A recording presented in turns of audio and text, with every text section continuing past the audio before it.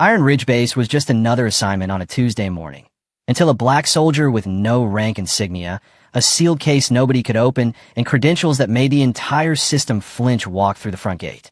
The military police detained him within minutes, stripped his weapon, walked him through the yard in front of everyone, and Captain Briggs, certain he'd caught a threat, locked him in a holding room and threw the full weight of base authority at a man who never once raised his voice. What nobody on that base understood yet, not Briggs, not the colonel, not a single soldier. Just before we get back to it, I'd love to know where you're watching from today, and if you're enjoying these stories, make sure you're subscribed. The Mojave heat was the kind that pressed down on everything, thick, relentless, without mercy. Iron Ridge Base sat in the middle of it all, a maze of concrete and steel baking under a white sky, surrounded by nothing but cracked earth and distant mountains that shimmered like a mirage. Somewhere behind the perimeter fence, generators hummed. Surveillance towers rotated in slow, mechanical arcs. And on a morning that looked like any other, a single military transport vehicle rolled through the outer gate and stopped 60 yards short of the main checkpoint. The man who stepped out was quiet in the way that certain men are quiet. Not because they have nothing to say, but because they've learned that silence does more work than words in most rooms. Elijah Carter was in his early 30s, broad-shouldered, with a stillness in his face that made it hard to read him at a distance. He wore standard-issue desert fatigues, no rank insignia visible on his collar or sleeve, just a uniform, broken in from use, and a pair of boots that had clearly seen more than a training field. In his right hand, he carried a sealed black case, roughly the size of a large laptop bag, but noticeably heavier. The kind of case that didn't invite questions. He adjusted the strap once, scanned the checkpoint ahead with unhurried eyes, and walked forward. Iron Ridge was not a routine base on a routine day. Any soldier with half a set of working eyes could see that. The parking area near the command building held vehicles with multi-star plate markings, the kind that didn't appear unless something significant was happening behind closed doors. Personnel moved with that particular brand of urgency that isn't running but isn't walking either, that middle space between controlled and anxious. 2 additional MP units had been posted near the inner gate, which was unusual. Somewhere near the eastern hangar, a group of officers stood in a tight circle around a tablet, speaking in low voices. Elijah noted all of it without reacting to any of it. He reached the main checkpoint and set his case down at his side with the deliberate ease of someone who had done this 100 times before. The MP at the booth, a younger man, early 20s, name tape reading Fuller, looked up, reached for the standard ID scanner, and held it out with the practiced boredom of routine. Elijah placed his credentials against the scanner. The machine beeped. It beeped again, then a third time, and a light on top cycled from green to amber to red in the span of 3 seconds. Fuller frowned. He tapped the side of the scanner, the universal soldier method for fixing any piece of technology, and ran the credentials again. Same result. The small screen on the device populated with a line of text that Fuller stared at for a moment longer than he should have. Access restricted. Level Omega. Fuller looked up from the screen. Then he looked at Elijah. Then back at the screen. He set the scanner down slowly and reached for his radio. The next 4 minutes moved quickly. Sergeant Dale Cole arrived at the checkpoint with 2 additional MPs flanking him and the immediate energy of someone who had been waiting all morning for something to be wrong about. Cole was a compact man with wide shoulders and a jaw that seemed permanently set at an angle of confrontation. He'd been at Iron Ridge for 3 years, long enough to believe he understood the base better than most people who outranked him, and he wore that belief on his face every single day. He looked at Elijah. He looked at the scanner readout. He crossed his arms. "Step to the side," he said. "I'd like to contact command," Elijah said. His voice was level. No strain in it, no irritation. He might have been asking for directions. "You don't get to ask for command," Cole said. He took a step forward, closing the distance to about 2 feet, the kind of distance designed to make a person feel crowded. "You barely get to breathe here until we know what this," he gestured at the scanner, "is actually about. Step to the side." Elijah looked at him for a moment, not with anger, with the particular patience of someone who already knows how this scene ends and is simply waiting for the other person to catch up. "You're making a mistake," he said quietly. Cole's expression didn't change. "Step to the side, or I will put you to the side." Elijah stepped to the side. What happened next was the kind of thing that became a story people told in the mess hall for weeks afterward. Not because it was violent or dramatic, but because of how wrong it felt. Elijah was processed at the checkpoint like a threat. His sidearm was removed. His credentials were tagged and bagged. Two MPs flanked him on either side and walked him through the main gate, through the open yard, past the vehicle bay and the side entrance to the communications building, in full view of a dozen soldiers who stopped what they were doing to watch. The whispers started immediately. "What is that? Who is he? Did you see the case they took off him?" Heard his ID flagged Omega clearance. What's Omega clearance? The black case was logged separately, handled with awkward caution by an MP who clearly wasn't sure whether to treat it like evidence or ordnance. It was sealed inside a secondary container and moved to the security storage room under 2 locks and Cole's personal authorization code. Through all of it, Elijah Carter said nothing. He walked where they walked him. He sat when they told him to sit. He placed his hands where they told him to place them. And he did all of this with the calm of a man who had already calculated every variable in the room and found none of them particularly concerning. Lieutenant Ava Reynolds was standing near the intel bay when they walked him through. She was 26, sharp-featured, with the kind of mind that didn't let inconsistencies lie flat. She'd been flagged twice in her career for asking questions that her superiors hadn't thought to ask yet, and she wore that distinction with the quiet satisfaction of someone who understood it as a compliment, even when it wasn't meant as one. She watched Elijah across the yard. She watched the MPs. She watched the way Cole carried himself, inflated, certain, and then she watched the man beside him, who looked like none of this was happening to him at all. Something didn't fit. She'd seen detainees before. She'd seen suspects, persons of interest, contractors pulled in for clearance issues. They all had something in common, a quality of disruption, of being caught off balance, of scrambling to explain themselves. The man they were walking through the yard right now had none of that. His shoulders were relaxed. His chin was level. His eyes moved around the base with the calm assessment of someone taking inventory, not someone panicking. She filed that away and went back to her workstation. Captain Daniel Briggs ran base security with the conviction that every problem was a nail and he was the only hammer on the property. He was 43, career military, with a record that looked excellent on paper and a style of command that worked well in situations requiring blunt force and poorly in situations requiring nuance. When Cole briefed him on the checkpoint incident, Briggs listened with his hands flat on his desk and his expression already decided. Omega flag on a credential that has no file attached to it, Cole said. No record in base personnel. No prior communication to command about an expected arrival. And he's carrying a case with a lock system our guys have never seen. Where is he now? High security holding. Room 3. Briggs stood up. Good. I'll handle it personally. The holding room was a gray box, concrete walls, 1 table, 2 chairs, a single overhead light that was slightly too bright. Elijah sat in the chair on the far side of the table with his hands resting loosely in front of him. He looked up when Briggs entered, but didn't straighten or shift. He simply watched. Briggs sat across from him, opened a folder that contained the log credentials and the scanner readout, and looked at Elijah for a long moment. Let's start simple, Briggs said. Who are you? I'd like to speak with your commanding officer, Elijah said. That's not how this works. Then I'll wait. Briggs leaned forward. I've got a credential that flags Omega clearance, a lock case my guys can't open, and no record of you existing anywhere in our system. You understand how that looks. I understand exactly how it looks, Elijah said, which is why I'm asking you to call your commanding officer. Not as a request, as advice. Briggs changed tack. He pushed the folder across the table, pointed to the scanner readout, and walked Elijah through what the Omega flag could mean. Tampering, forgery, unauthorized access attempt. He spoke in the methodical cadence of a man who believed that volume and repetition were tools of persuasion. He escalated gradually. His voice rose. He mentioned federal charges.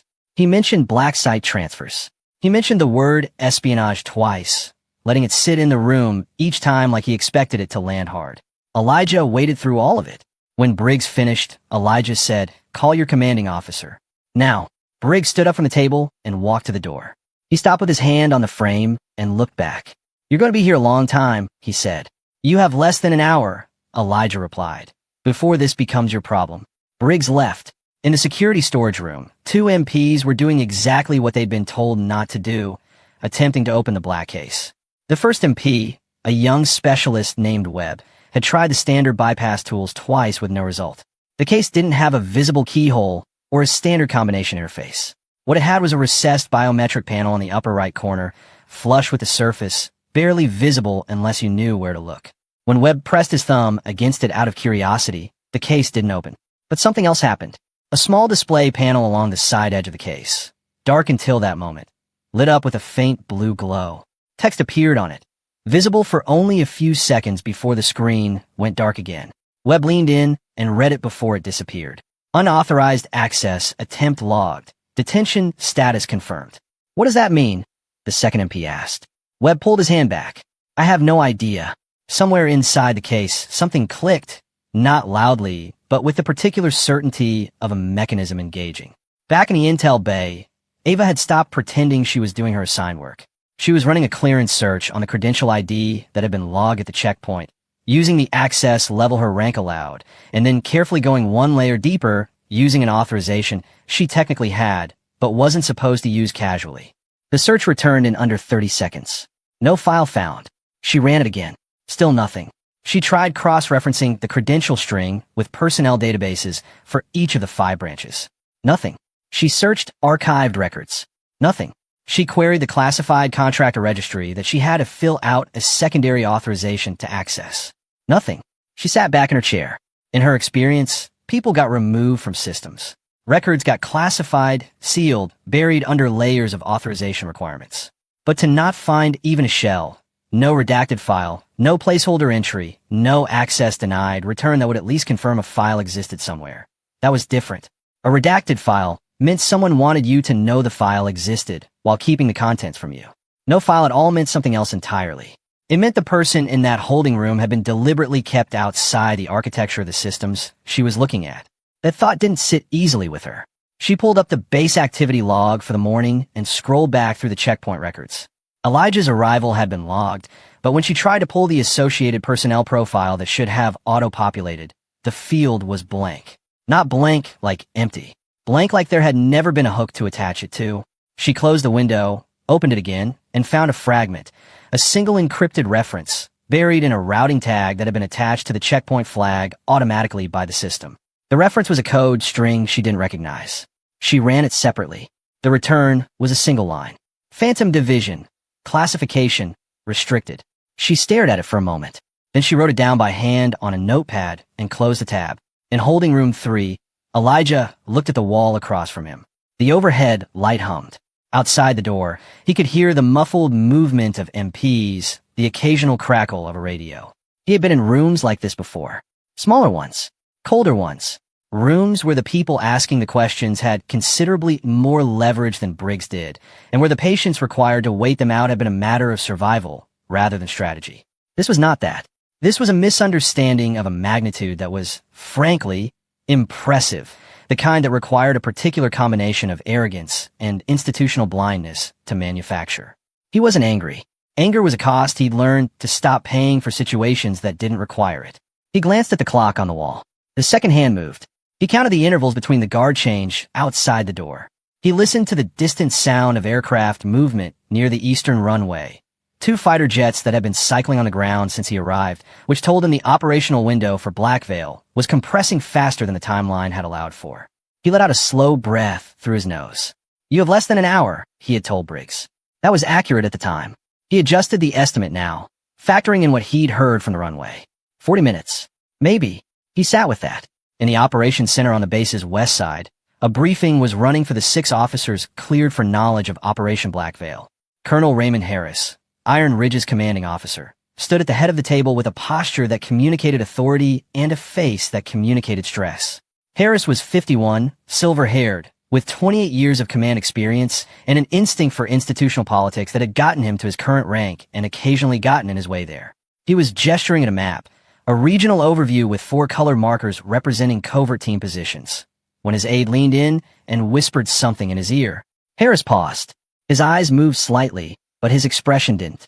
Continue, he told the briefing officer, and stepped out of the room.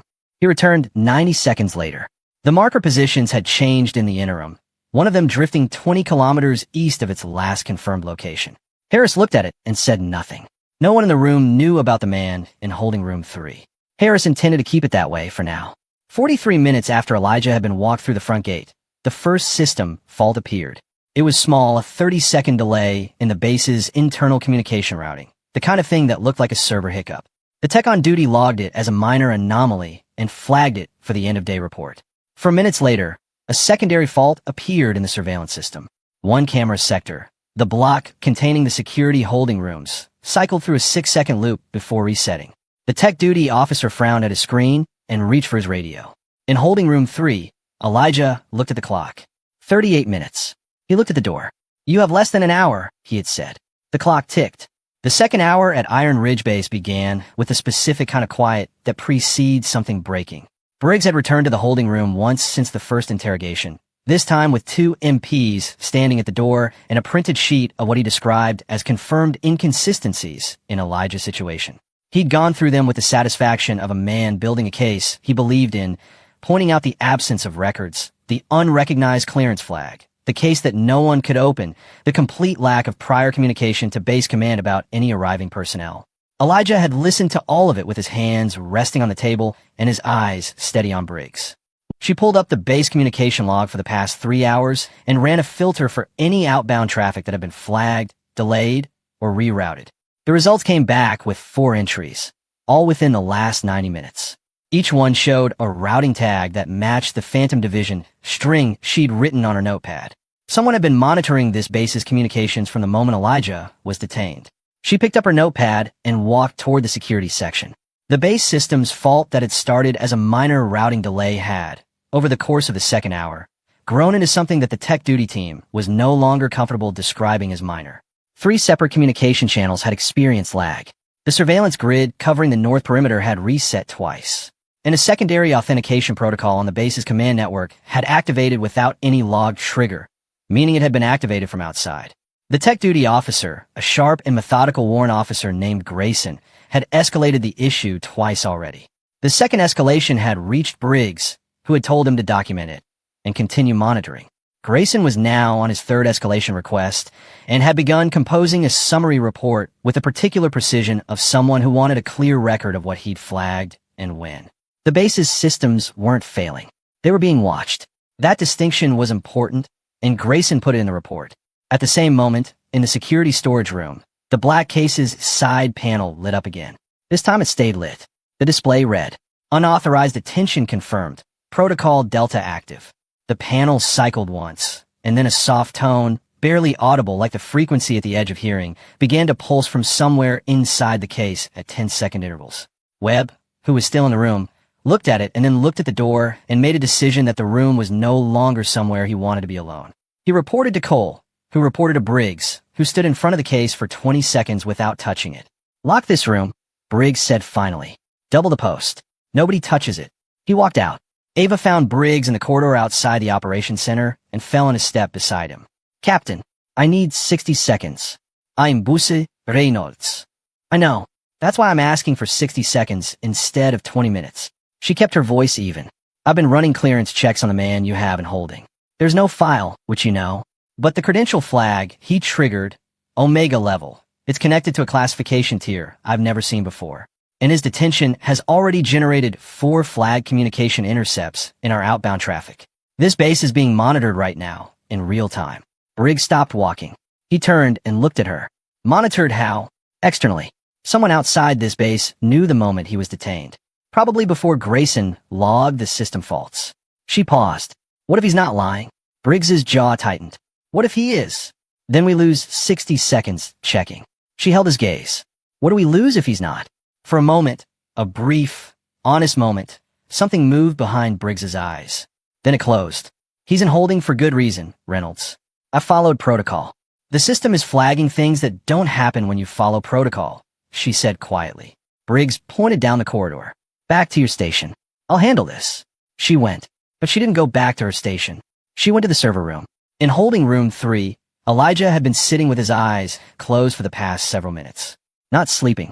He didn't sleep in rooms like this. It was a discipline he'd built over years, the ability to rest within a narrow band of alertness, enough to restore something without losing the thread of attention. When the door opened and Briggs came in alone this time, without the MPs, without the folder, Elijah opened his eyes and waited. Briggs sat down across from him. He didn't open with accusations this time. "You referenced an operation," Briggs said. "Something with a 24-hour window. How did you know about that?" Elijah looked at him steadily. "Because I'm the reason it exists."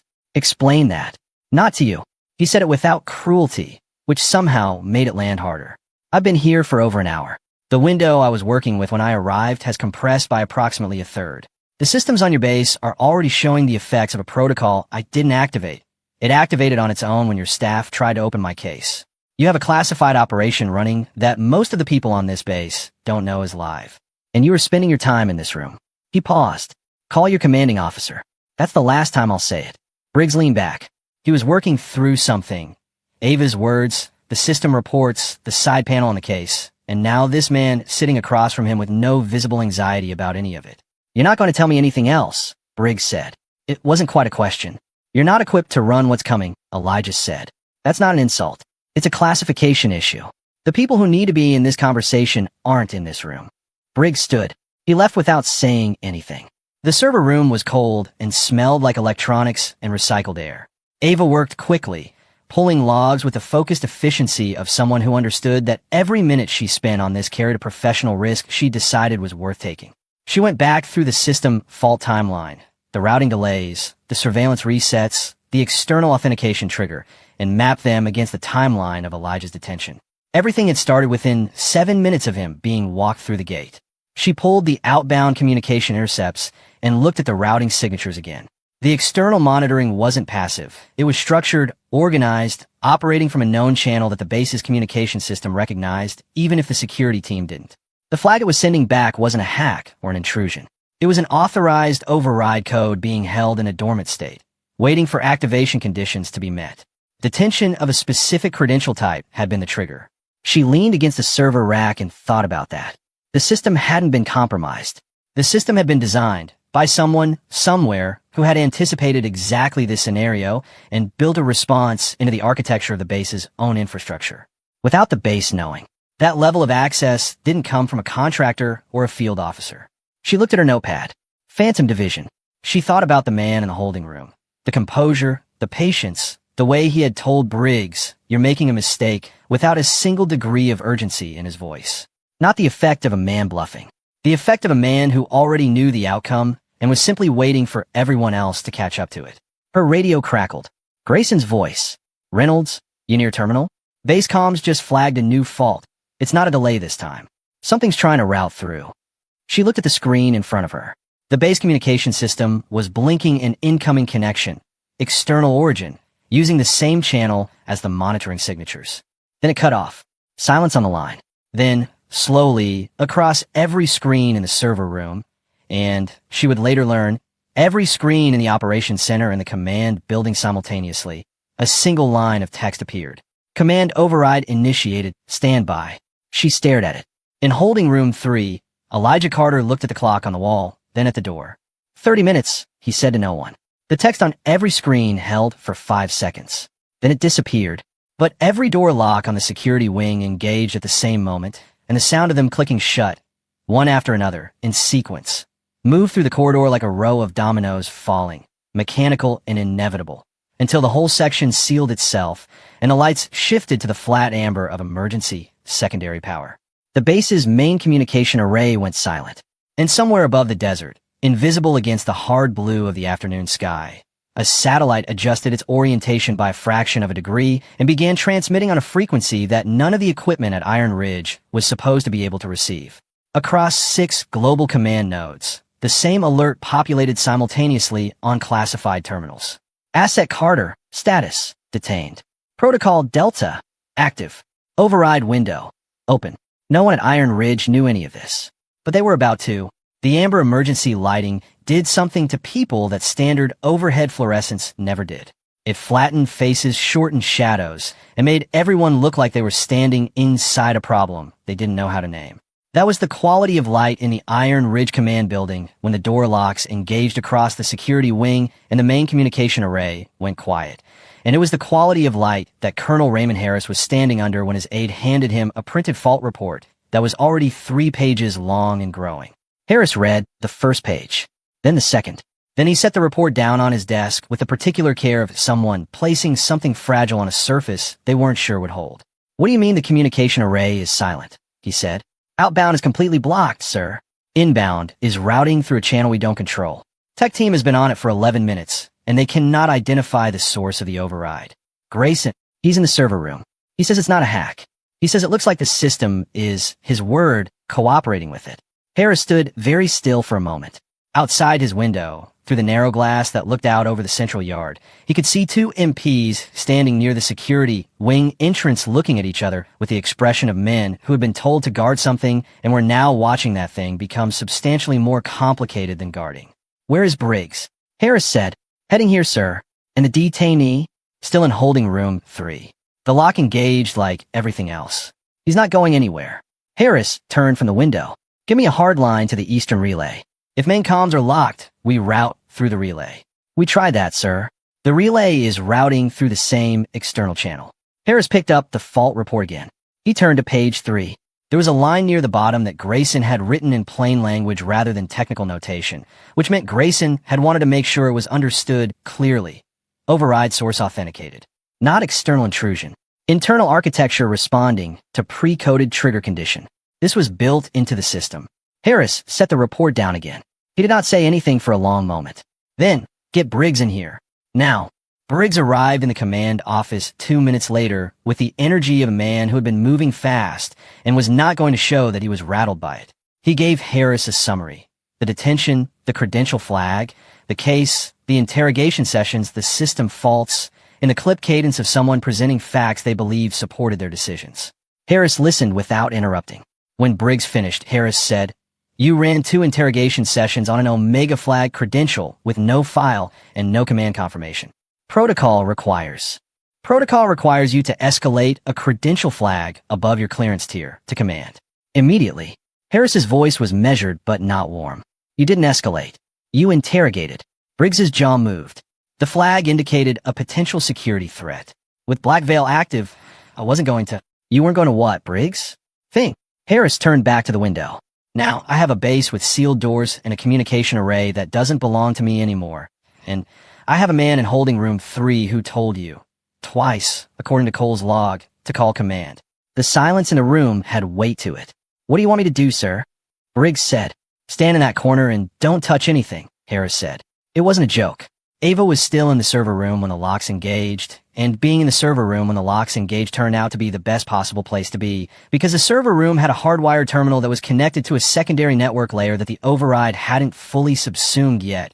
A legacy system, older than most of the base's current infrastructure, that was still accessible if you knew where to find it. Ava found it. She worked quickly and quietly, cross-referencing everything she'd gathered in the last hour against the new fault data that Grayson had been compiling. The picture it assembled was not comfortable. The base's systems hadn't been attacked. They had been placed in a holding pattern, a deliberate, structured pause that restricted outbound communication and internal movement without disabling essential functions. Power was fine. Life safety systems were fine. What was restricted was specifically and precisely the base's ability to act independently, to communicate outside, and to move personnel through secured areas. It was surgical. It was controlled. And it had been triggered by the detention of one man. She pulled the legacy terminal's log of inbound traffic on the external monitoring channel and ran it backward from the current timestamp. The monitoring had been active since 11 minutes after Elijah had been walked through the gate. It had been passive until the case's side panel was touched by the MP in the storage room.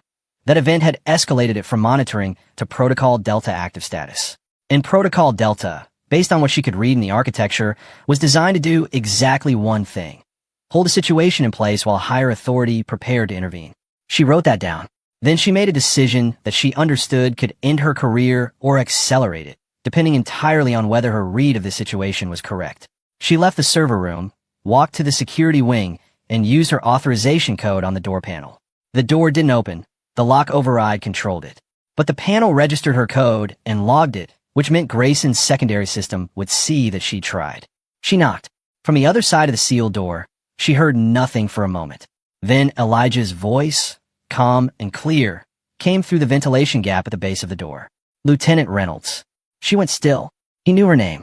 He knew her rank. He had been in that room for 2 hours with no access to personnel files or internal systems, and he knew her name and rank. "Yes," she said.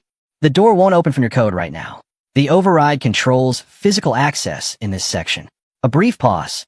"You've been running the external monitoring channel logs." It wasn't a question. "Yes," she said again. "What did you find?" She looked down the corridor both ways. "Empty. Protocol Delta is a containment hold. Not hostile. Designed to freeze a situation for intervention. It was triggered by the case. Correct. The Phantom Division reference. It's above Joint Chiefs level. Also correct. She pressed her hand flat against the door. Who are you? A pause. Longer this time. Someone who was sent here to do a job, Elijah said. And who needs the door open to do it? I can't open it from here. The override goes to Grayson's secondary terminal. The legacy system. You were just there. She turned around and walked back toward the server room at a pace that was not quite a run. Harris was still in his office when the secure phone on his desk rang. Not the standard line, the secure line, the one with the red handset that sat in a locked cradle and was tested quarterly and almost never used. He looked at it for one full ring. Then he picked it up. The voice on the other end was measured and unhurried, the voice of someone accustomed to being listened to carefully. Colonel Harris, release your detainee immediately. Harris straightened. Identify yourself. You don't have clearance for that information over this channel. Release the detainee. I have a man in holding with an unverified credential, no personnel file, and a device that has locked down half my base. I need identification before I act on any order. A brief silence. You have a man in holding, the voice said, who was due at Iron Ridge 6 hours ago for operational command of an active classified mission. Your security team's decision to detain him has created a command gap in that mission. I'm asking you one time, Colonel. Release him. Harris gripped the handset. I need verification of authority before. The line disconnected. Harris set the handset down. He stood there for a moment with his hand still on it. Briggs, from the corner of the room where he'd been standing in strained silence, said, Who was that?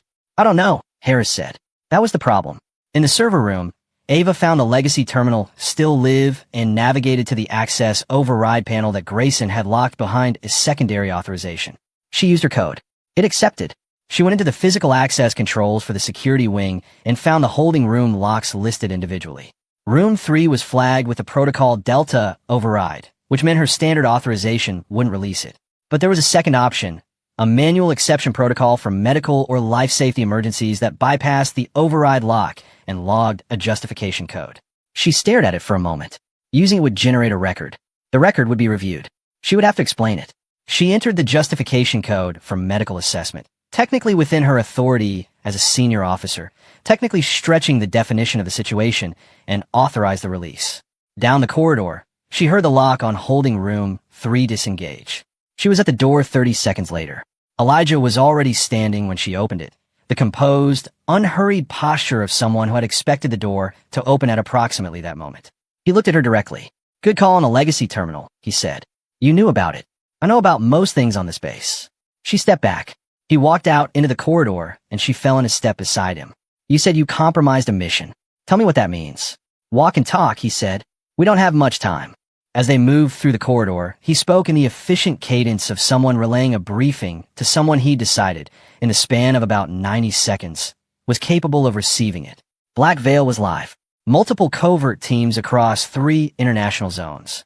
The command architecture for the operation ran through a single field commander. Him, because the operation sensitivity meant that standard chain of command structures would create paper trails that several governments had agreed couldn't exist. The 47-minute command gap created by his detention had pushed one team off script. A target had moved. The operational window was compressing.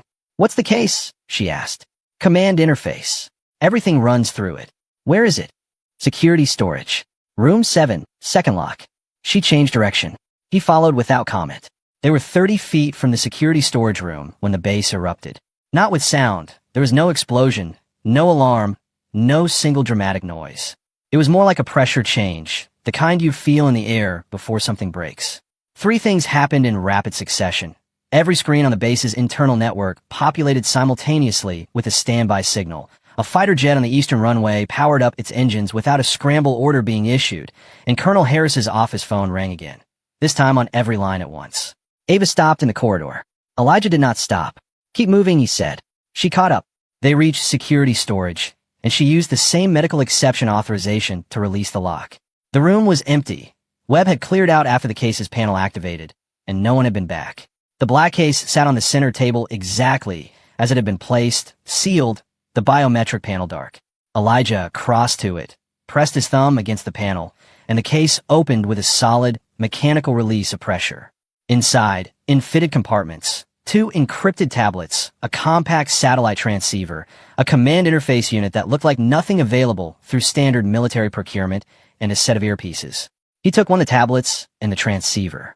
He handed Ava an earpiece. "Put it in," he said. "You're going to want to hear what happens next." She put it in. He activated the transceiver.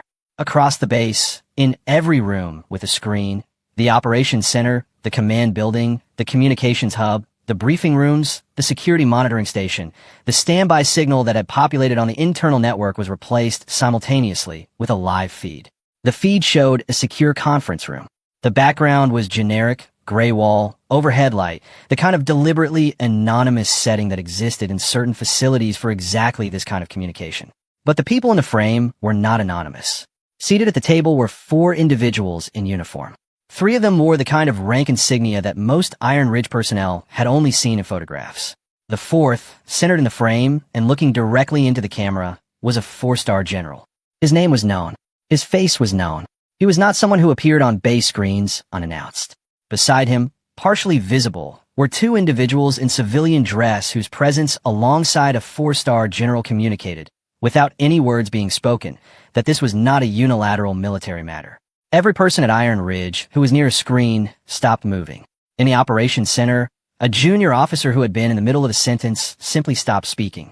At the communications hub, Grayson set down the diagnostic tool he'd been holding and looked at the screen on the wall with the expression of someone recalibrating everything they understood about their afternoon. In the command building, Harris stood in front of his office screen with his hands at his sides and his face doing something complicated. Briggs, standing 6 feet behind Harris, went very still. The general looked into the camera. When he spoke, his voice came through every speaker on the base at the same volume. Not loud, not aggressive, but with the particular quality of authority that doesn't need to be loud. "Iron Ridge Base," the general said. "Stand down immediately." The words landed in the silence of the base like something being placed on a table rather than thrown at it. Clean. Final. With no ambiguity about what they meant. Harris moved first. He took a step toward his screen, and when he spoke, his voice was controlled but carried an edge of a man who did not want to capitulate without understanding what he was capitulating to. "General, this base is in the middle of a security situation. We have a detained individual whose credentials. You have detained a protected asset," the general said. His tone didn't change. "That is the security situation." Harris opened his mouth, closed it. Briggs, from behind him, said, "With respect, sir, we have a man with no verifiable file and an unregistered." "Captain." The general's gaze moved in the feed, a fractional shift that communicated he was aware of exactly who was speaking. "You are not in this conversation." Briggs closed his mouth. In a security storage room, Elijah was monitoring the feed on the tablet. Ava watched his face. He was not smiling, it wasn't that. But there was something in the set of his features that she would later try to describe to herself and settle on as recognition. Not surprise. He had been waiting for exactly this. The general looked directly into the camera, and his voice shifted by a degree. Not softer, but more specific. "Apologies for the delay, Commander." Every person watching who heard that word, Commander, felt the shift. Because a 4-star general did not use that form of address to anyone beneath a certain level of authority, and no one in that feed was being addressed except for the man who was not on screen. In the operations center, 2 officers exchanged a look that contained, without words, the entire rapid reassessment of everything that had happened since morning. In the command building, Harris turned slowly from the screen and looked at Briggs. Briggs looked back at him with the expression of a man who has just understood, very clearly, the shape of the mistake he has made. Elijah moved. He walked out of the security storage room with the case closed and held it aside, and Ava 1 step behind him. They came through the security wing door, which opened cleanly now, the protocol Delta hold released by the general's command authentication, and into the corridor that led to the main operations section. Harris met him there. The colonel was a tall man with 28 years of command authority written into his posture, and he stood in the corridor with that authority intact because it was structural to who he was, and he didn't know how to put it down. But something had changed behind his eyes. The man in front of him had just been addressed as commander by a 4-star general on a live feed that every person on the base had watched. That was not a piece of information Harris could process and then set aside. "You will explain yourself," Harris said. His voice was composed. The stiffness of it was the only sign of the effort that composure was costing him. Elijah looked at him for a moment. "You'll listen first," he said. He walked past Harris without slowing. Harris stood in the corridor for a moment, and then, because there was nothing else to do that was consistent with any version of professional functioning, he turned and followed. The operations center cleared at Elijah's unspoken instruction. Personnel peeled away from workstations and moved to the edges of the room or out into the corridor entirely, the way people move when they suddenly understand that a space is no longer theirs. Ava took a station near the primary terminal. Elijah set the case on the central table, opened it, and connected the command interface unit to the base's main system. The screens that had been showing the general's feed shifted. New data populated, a live operational map, position markers, encrypted communication threads, a running timeline with a window marked in red. The general was still on one of the secondary screens. The window is at 31 minutes, the general said. The team that went off script is currently dark. Last known position puts them 2 kilometers east of the secondary extraction point. I see them, Elijah said, studying the map. They haven't been compromised. They've gone aground. He pointed at a cluster of terrain markers. Here, elevated cover, defensible perimeter. They're waiting. Waiting for what? For me to come back online. He pulled up the communication thread, which I'm doing now. Harris had come into the room and positioned himself near the doorway. He was watching Elijah operate with the expression of a man doing a rapid and humbling recalculation. Briggs stood 3 feet behind him, slightly back, with the look of someone who would very much like to be in a different building. Elijah looked up from the interface and scanned the room. His eyes settled on Briggs for a moment. Not with anger, not with the desire to humiliate. Something more clinical. Security logs, he said. Pull every communication attempt made through the base's main array between 0800 and 1100 hours. Briggs looked at Harris. Harris gave a small nod. Briggs moved to a terminal. Ava was already working. She'd anticipated the request and had the log filtered and displayed before Briggs finished sitting down. Elijah crossed her station, looked at the screen, and moved through the entries with the practice speed of someone who knew exactly what he was looking for. He found it in under a minute. 3 incoming communication attempts on the base's primary secure channel, all originating from authenticated command sources, all blocked at the routing level. Timestamps: 0823, 0847, 0911. All 3 fell within the window of Elijah's detention. He looked at Briggs. These are external command signals, he said. Authenticated. They were blocked before they reached command. Briggs stiffened. I didn't block anything. The system flagged the override. The system flagged Protocol Delta, which should have escalated those signals to command level automatically. They were intercepted before escalation. Elijah's voice was level. That's not Protocol Delta. That's manual routing interference. The room went quiet in a different way than it had gone quiet before. Before, it had been the silence of people waiting to see what would happen. Now it was the silence of people watching something happen and understanding that it was going to have consequences that none of them were fully ready for. Harris turned from the doorway and looked at the communication log on the screen. His face did something brief and difficult to read. Not quite guilt, not quite fear, but something in the territory between them that only appears when a person recognizes that a thing they believed was contained is no longer contained. Elijah saw it. He didn't say anything about it. Not yet.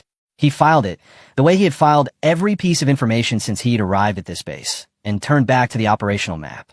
The window is at 28 minutes. The general said from the secondary screen. Elijah straightened. He looked at the map. He looked at Ava. You're good with communication architecture, he said. It was not a question. Yes, she said. Give me a clean line to the dark team. Route it through the transceiver in the case. Don't use base comms, they're compromised. She moved. Elijah turned to face the room. The officers and personnel who remained, the ones who had stayed because their functions were relevant and because leaving felt worse than staying, looked at him with the particular attention of people who have just watched the entire authority structure of their environment reorganize itself around a single point. He looked back at them with the calm of someone who has stood at the center of exactly this kind of moment before and found it neither surprising nor uncomfortable. You don't have a detainee problem anymore, he said. You have a war problem. No one spoke. He turned back to the interface. The operational map pulsed. The timeline window ticked down. Somewhere in a terrain-locked position 2 kilometers east of an extraction point that no one in this room had known existed an hour ago, a team was waiting for a signal that was, at last, on its way. Harris stood in the doorway of his own operations center, in his own base, on his own command, and watched a man he had locked in a holding room 4 hours ago run the most classified operation he had ever been adjacent to and understood with the quiet and total clarity that only comes after the fact that every decision made since morning had been wrong. Briggs stood behind him and understood the same thing, but with the additional weight of knowing he had been the one making most of those decisions. Ava worked at the terminal and understood something different, that she was watching a form of command she had never seen before, and that it was the most precise and controlled thing she had witnessed in 4 years of military service. And Elijah Carter, who had arrived at Iron Ridge Base that morning in standard fatigues with no rank insignia and a sealed black case, stood at the center of all of it and simply worked because the mission had never stopped for him, not for a single minute, not even in the holding room. It had only been paused. Now it was running again. The operations center had the particular quality of a room that had recently been through something and hadn't fully processed it yet. Screens glowed with live data. Personnel moved with the careful, deliberate energy of people who had learned in the last 30 minutes that their instincts about the situation had been wrong and were now compensating by being very precise about everything. The air smelled like recycled coal and the faint metallic undertone of equipment running hard. Elijah stood at the central table with the command interface open and the operational map filling the primary screen. No one had told the remaining personnel to stay. No one had told them to go. They had made their own calculations, and most of them had stayed, which told him something useful about the composition of this particular base. Colonel Harris had moved from the doorway into the room proper. He stood near the far wall with his arms at his sides, and the effort of that posture, straight, composed, command-ready, was visible in the tension across his shoulders. He was a man trying to occupy space in a room that no longer belonged to him in the way it had 3 hours ago, and he was doing it with enough discipline that Elijah could almost respect the attempt. Almost. "You will explain the full scope of this operation," Harris said. His voice had the texture of someone who understood he was no longer giving orders, but had not yet found the vocabulary for what he was doing instead. Elijah looked up from the interface. "You'll listen first," he said. "Then I'll answer the questions that are relevant." Harris's jaw tightened. He said nothing. Elijah turned to the primary screen and pulled up the operational map at full display. A live, classified view that populated with the kind of detail that made 2 of the officers near the back wall exchange a glance, because the resolution and the real-time accuracy of what they were looking at was not something available through standard military intelligence channels. Multiple international zones glowed with color-coded markers, covert unit positions, extraction corridors, timing windows displayed in real-time countdowns. Black Veil, Elijah said, is a multi-nation covert extraction mission. It involves coordinated units across 3 international zones operating under agreements that exist outside standard treaty frameworks. None of it is officially documented. None of it will be, regardless of outcome. He moved through the map with a finger, tracing corridors and positions. The mission's command architecture is designed around a single operational hub. This interface, because distributed command on an operation this sensitive creates paper trails that the involved governments have agreed cannot exist. That means the entire mission runs through one person. He didn't gesture at himself. He didn't need to. Ava was at her terminal, cross-referencing the position data on her screen with the map, and she noted the way the room absorbed that information. Not with shock, exactly, but with the gradual, uncomfortable adjustment of people recalibrating the scale of what they were standing in the middle of. The operation has a single critical variable, Elijah continued. A defector. High value. The kind of high value that doesn't get quantified in personnel terms. He brought up a secondary overlay on the map, a separate marker, different color, with a status tag that currently read, position uncertain. This individual has access to nuclear authorization codes for a weapons system that belongs, officially, to no nation currently recognized in any arms treaty.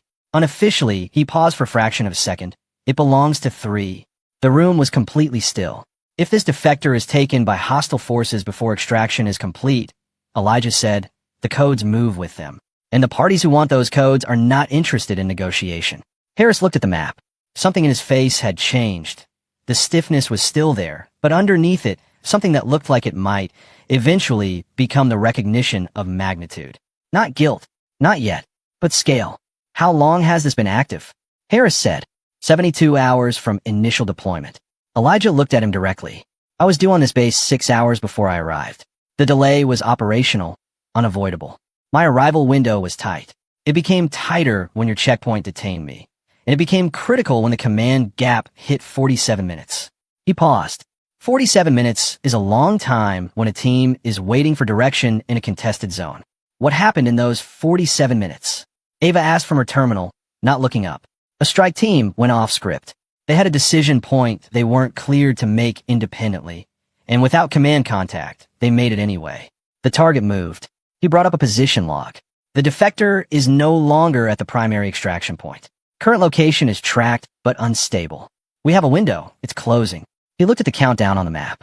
24 minutes. We move now, he said.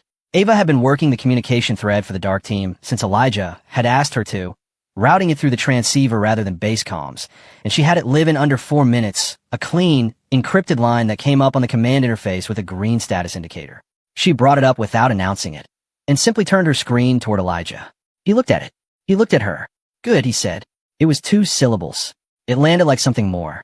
She turned back to her terminal and kept working, pulling satellite imagery of the terrain around the defector's last confirmed position, layering it against topographical data and known hostile movement patterns from the mission's intelligence package. She wasn't doing this. Elijah noticed. He came to her station, looked at what she'd built, and said, "Mark the elevated approach from the northeast. That's the entry corridor if the primary is blocked." She marked it. He moved back to the interface. The dynamic that had formed between them over the past 20 minutes was not something either of them had announced or agreed to. It had simply emerged from the logic of the situation. She was fast, precise, and not waiting to be told what to do, which meant she was useful in the specific way that this moment required. He had adjusted accordingly, including her in the operational flow with a matter-of-fact ease of someone who makes personnel assessments quickly and acts on them without ceremony. It was not lost on the senior officers watching from across the room that a first lieutenant, who had spent the morning running unauthorized database queries, was now functionally running operational support for the most classified mission any of them had ever been adjacent to.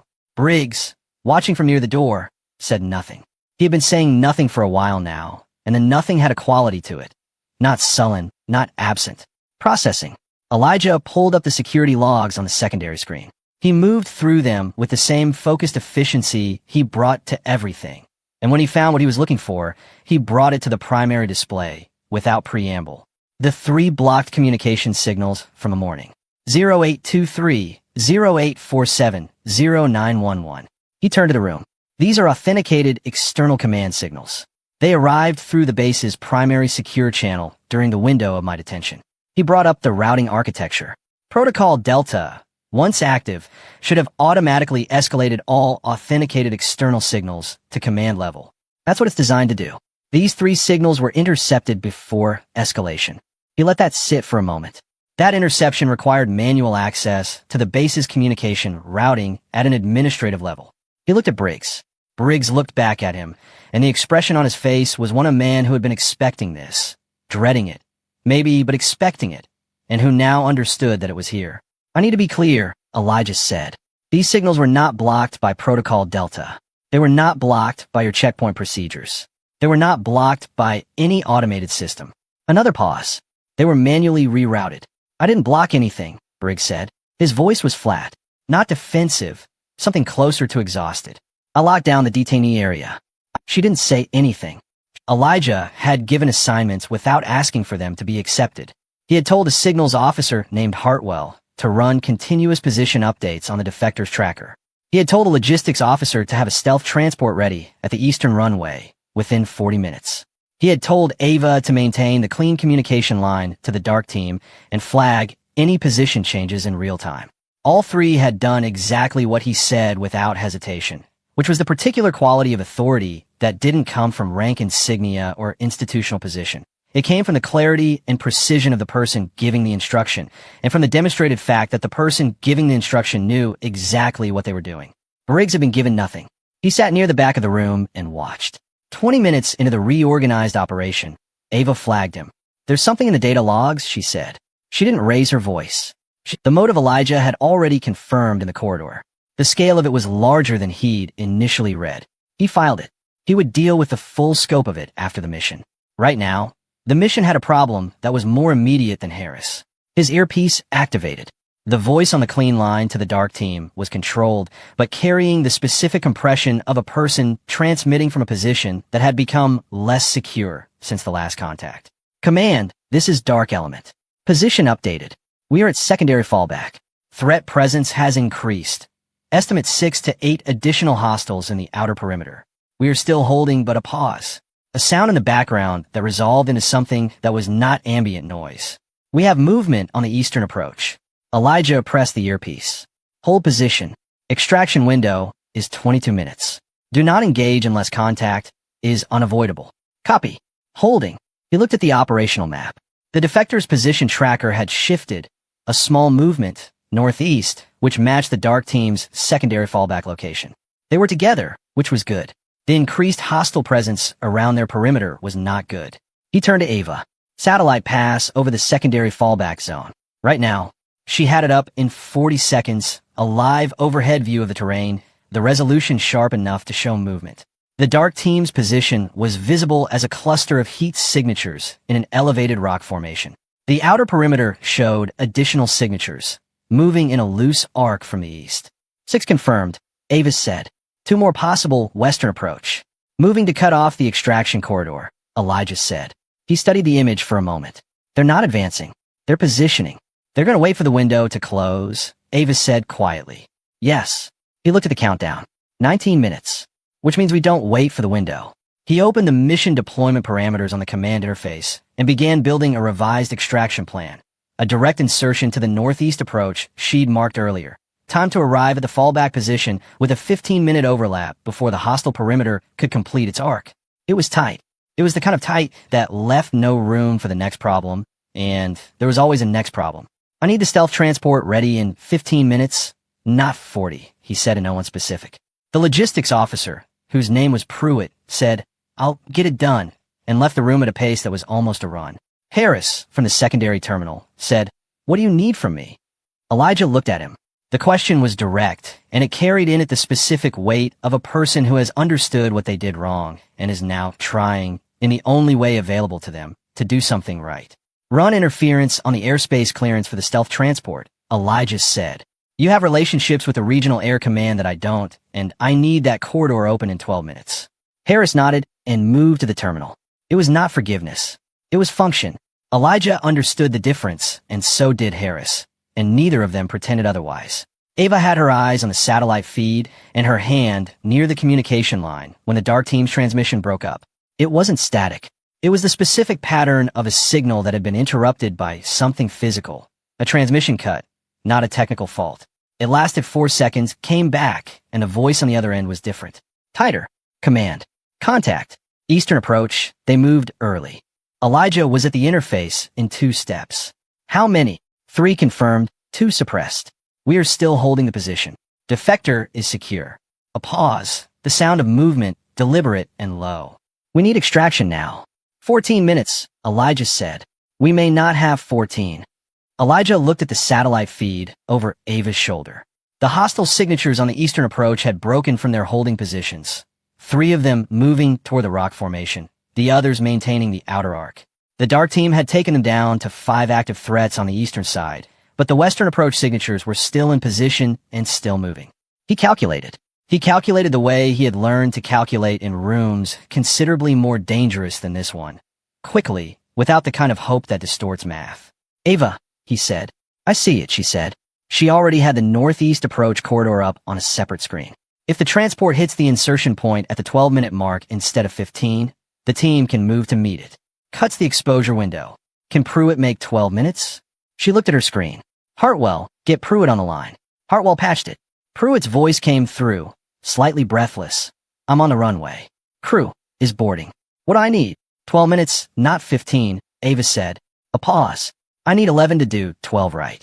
Then do 11, Elijah said. Copy, Pruitt said, and the line went quiet. Ava turned to look at Elijah. She had the specific expression of someone who has been operating on instinct and professionalism for the past 2 hours and is only now, in a moment of slightly less immediate pressure, registering what that experience has felt like. Not overwhelmed. Something closer to the opposite. A kind of clarity that comes from finding out what you're capable of under conditions that don't allow for the question to be avoided. The defector, she said. Nuclear codes. 3 nations. If we lose them, we won't, Elijah said. How do you know? He looked at her for a moment. Because we haven't yet, he said. And I don't lose things I'm responsible for. It was not a boast. It was the specific, quiet statement of a person who has built their entire operating identity around a single principle and has never, in all the years of carrying it, given a reason to doubt itself. Ava heard that in it and said nothing more. From the back of the room, where Briggs had been sitting in his extended and deliberate silence, there was movement. He stood up from his chair and walked to his secondary terminal and pulled up the base's security perimeter protocols.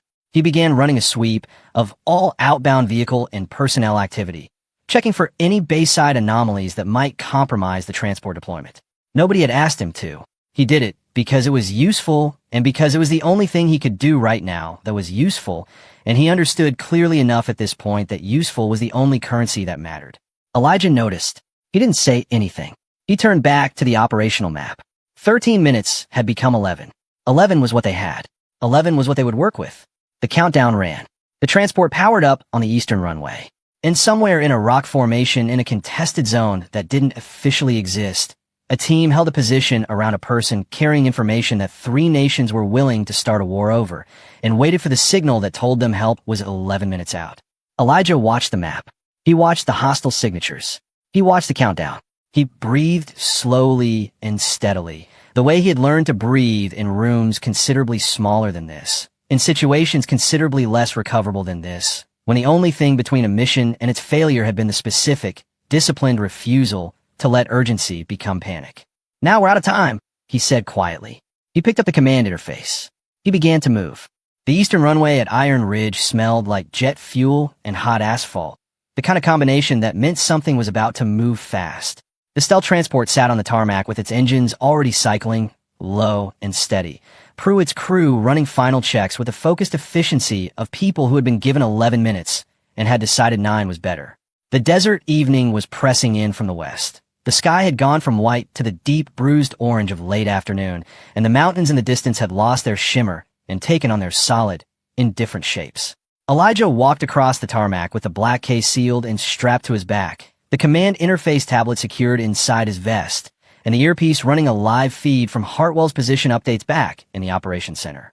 Behind him, from members of a rapid response unit that had been standing by since morning fell into formation without being told to, they had received their briefing in 90 seconds, which was all the briefing they were going to get, and they had the quality of soldiers who understood that 90 seconds from this particular person was more information than 2 hours from most. Ava was beside him. She had not asked to come. She had not made a case or requested permission. She had simply appeared to the runway in field gear, boots, vest, sidearm, and fallen to step at his left side with the matter-of-fact composure of someone who has made a decision and finished making it. Elijah had looked at her for a single moment when she appeared. He had calculated something behind his eyes. Then he kept walking, which was the only answer she needed. Against protocol. Technically. Against the expectations of every senior officer who had watched her operate from behind a terminal for the past several hours. Not against logic. She had identified the northeast approach corridor that had become the mission's only viable insertion route.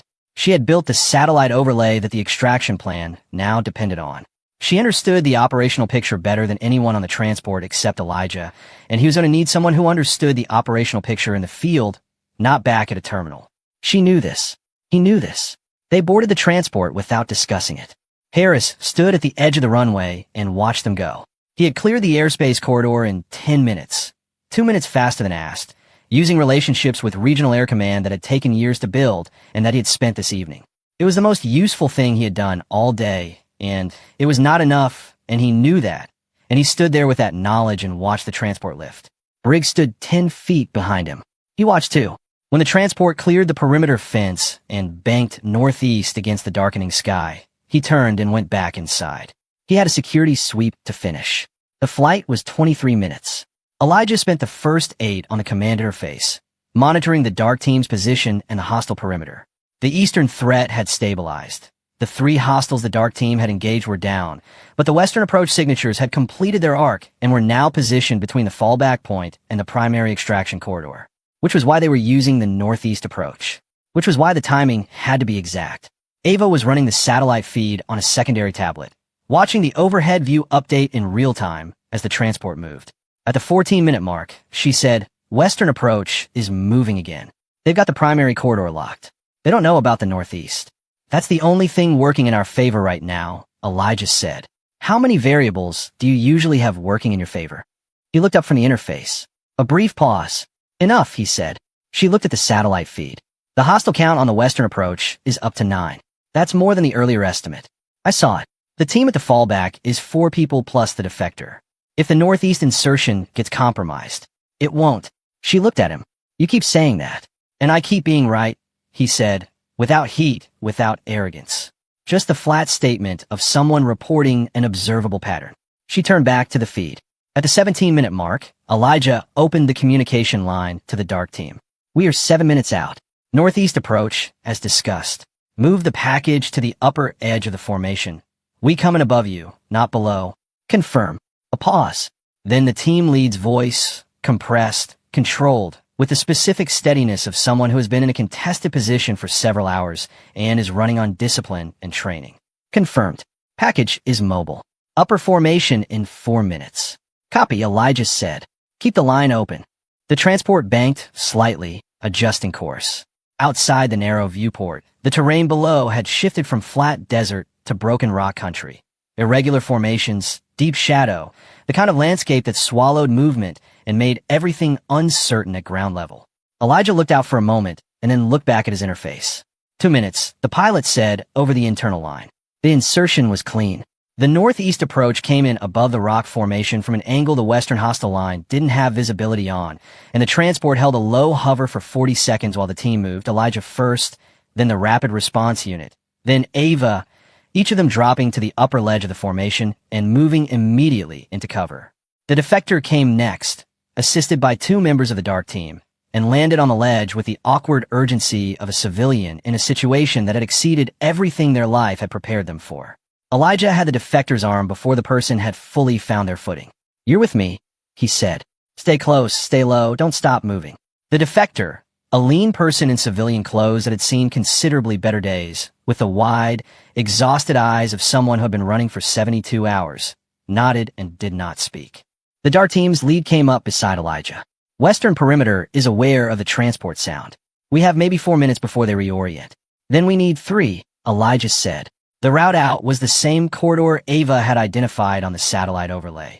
A narrow channel through the upper rock formation that opened onto a flat approach 300 meters out, where the transport would reposition for extraction.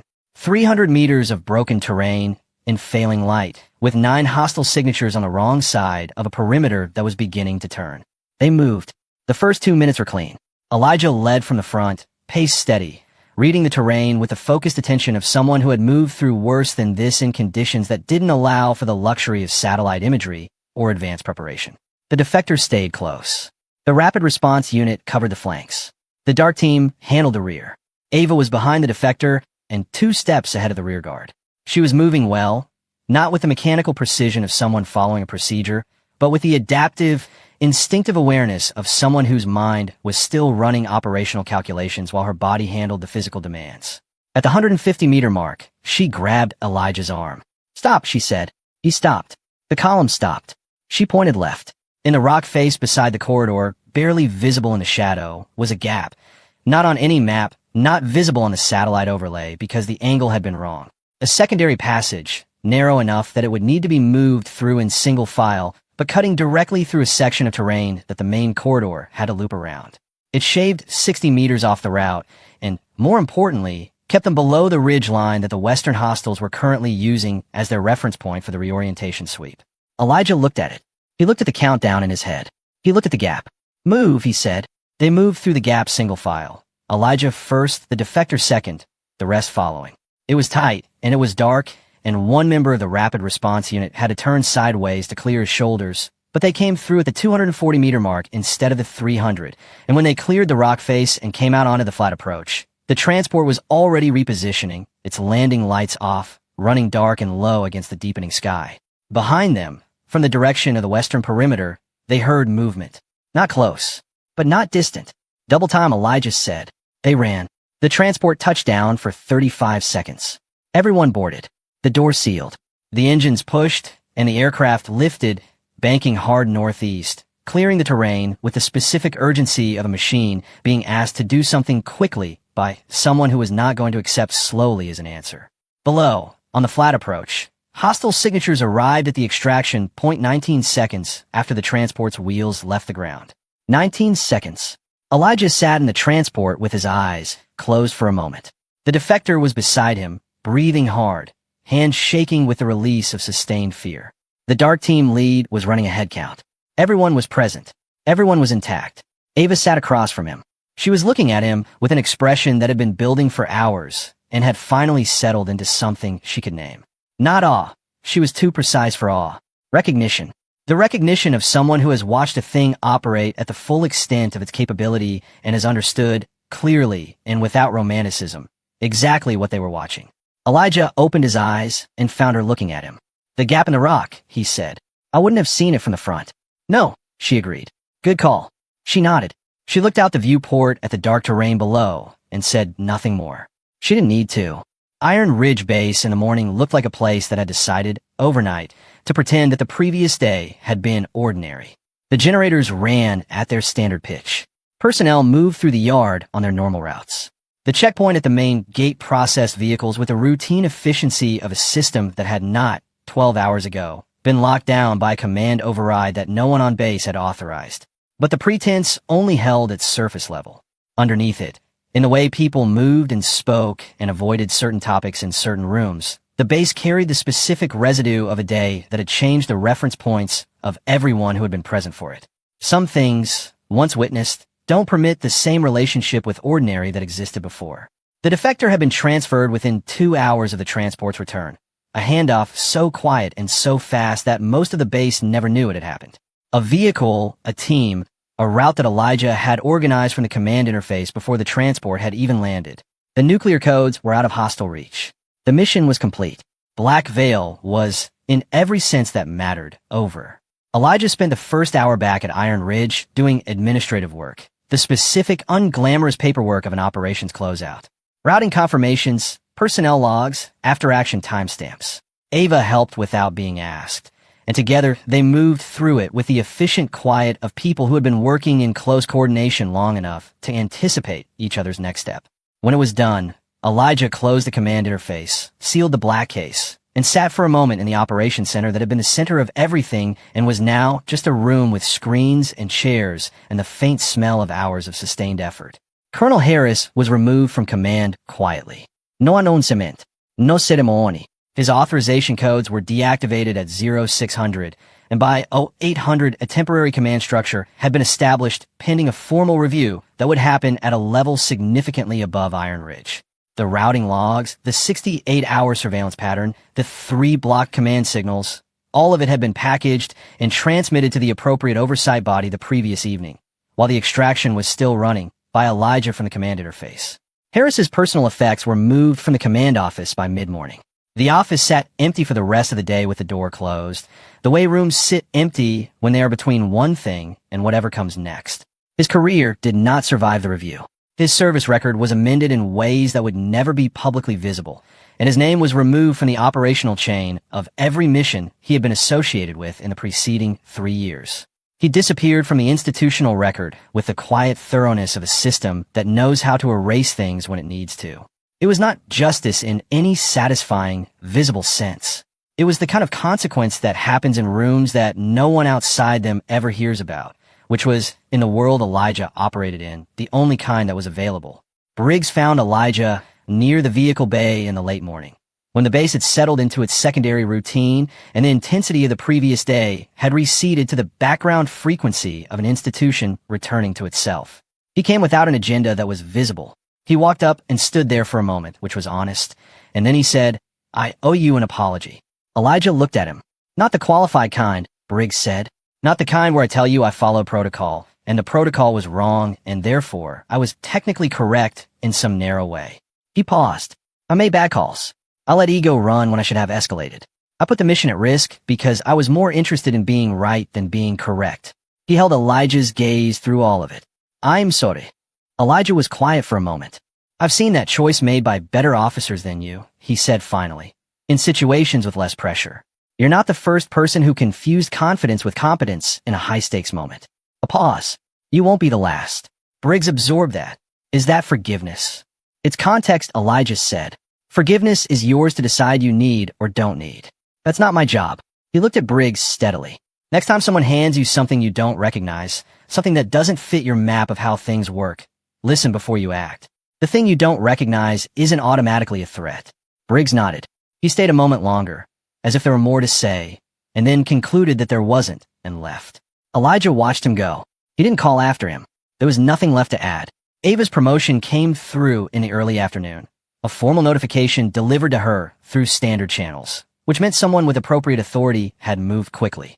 The promotion was a step above her current rank, with a classification flag attached to the new assignment that she didn't have clearance to read yet, but that she understood, from the structure of the flag, was above what her current tier permitted. She was in the intel bay when Elijah found her, reading the notification on her screen with a particular expression of someone who had expected something and was still slightly surprised to find it real. "Congratulations," he said. She looked up. "Did you do this?" Recommendations went up the chain. Someone agreed. "That's not an answer. It's the answer you're getting." He sat down in the chair beside her station. "The assignment attached to that flag. You won't be able to read it fully for another 72 hours when your new clearance processes. But it puts you in a structure where you'll be operational, not just analytical." She looked at the notification, then at him. "Is it Phantom Division?" He looked at her for a moment. "That's not something I can confirm or deny from a chair in the intel bay of Iron Ridge Base." "But you're not denying it." "I said I'm not confirming or denying it." A small pause. She almost smiled. "Understood." He stood. She watched him, and then asked the question she had been holding since the transport, since the rock formation, since the corridor outside the operations center, where he had confronted Harris with the cold precision of someone who had never needed volume to be powerful. "Who are you, really?" He stood for a moment at the edge of her station, and this time he didn't deflect it or redirect it or give her the operational non-answer that she'd learned to recognize. He looked at her with the direct, unguarded clarity of someone who has decided that a particular person has earned a particular truth. "I built it," he said. "Phantom Division. The architecture, the operational structure, the clearance framework, the command protocols that override every chain you've ever worked inside. 12 years ago, I spent 18 months writing a proposal that no one with conventional institutional authority would ever have approved, and submitted it to the 4 people on the planet who had the authority to approve it without institutional oversight." A pause. "They approved it." Ava was still. "I built it because the systems that existed were creating the problems they were supposed to prevent. Political chains of command, documentation requirements, institutional accountability structures, they're necessary for governance. They're catastrophic for certain categories of crisis.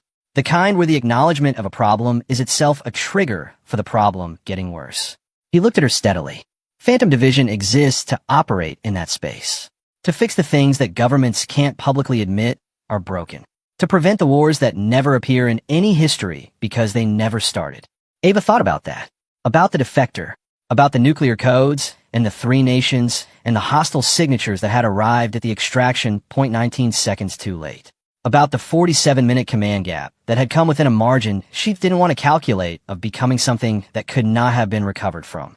"Does it work?" she asked. "You came home last night," Elijah said. "So did the defector. So did the Dark Team." A pause. "The codes are secure. The war that almost started, the one none of the people who almost started it will ever know almost started, didn't." He picked up the black case. "That's the metric." He left Iron Ridge in the early evening, when the desert light had gone gold and the base had fully settled back into its rhythms. No ceremony, no formation, no official acknowledgement of what had happened or who had made it possible, which was consistent with every operational closeout in Phantom Division's history and with Elijah's explicit preference for all of them. He walked through the central yard with the black case at his side, past the checkpoint where Sergeant Cole was on duty, and did not make eye contact with the man he had told 12 hours ago, "You barely get to breathe here." Past the vehicle bay where Briggs had offered his apology. Past the intel bay where Ava was already reading the background documentation for her new assignment. At the main gate, he paused. Not from sentiment. Sentiment was not an operating currency in his line of work. He paused because his encrypted device had activated in his vest pocket the specific vibration pattern of a priority alert on the classified channel. He took it out. Read the screen. A new alert. A new designation. Coordinates, a brief operational summary. A threat assessment that put the situation in a tier that required immediate attention and a particular kind of operative to provide it. He looked at it for a moment, the way he looked at all of it, with the steady, unhurried attention of someone who has never found a reason to look away from the things that other people can't look at. Then he put the device back in his pocket and walked through the gate. The transport aircraft waiting on the outer pad was a different one than the previous night. Smaller, faster, built for distance rather than insertion. The crew was already aboard. The engines were warm. The door was open. He climbed in. The door closed. Through the small porthole, as the aircraft began to move, the lights of Iron Ridge Base receded. The checkpoint lights, the runway lights, the steady pulse of the communications tower that had, 12 hours ago, been running someone else's signals. Just lights now. Just a base in a desert, going about its evening. Elijah turned away from the porthole. He opened the encrypted device again and began reading the full alert. Somewhere ahead of him, in a situation that had not yet become a crisis, but was moving toward one with the specific momentum of things that don't stop on their own, something needed to be done that the official record would never show. He was already thinking about how to do it. The aircraft lifted, banked east, and was absorbed by the darkening sky. The last light on its tail blinked twice and disappeared. Some soldiers fight wars. Others make sure they never begin. If the most powerful person in the room is the one nobody sees coming, what does that say about the assumptions we make before we even ask a question? If this story made you think, hit like and subscribe. There's more where that came from.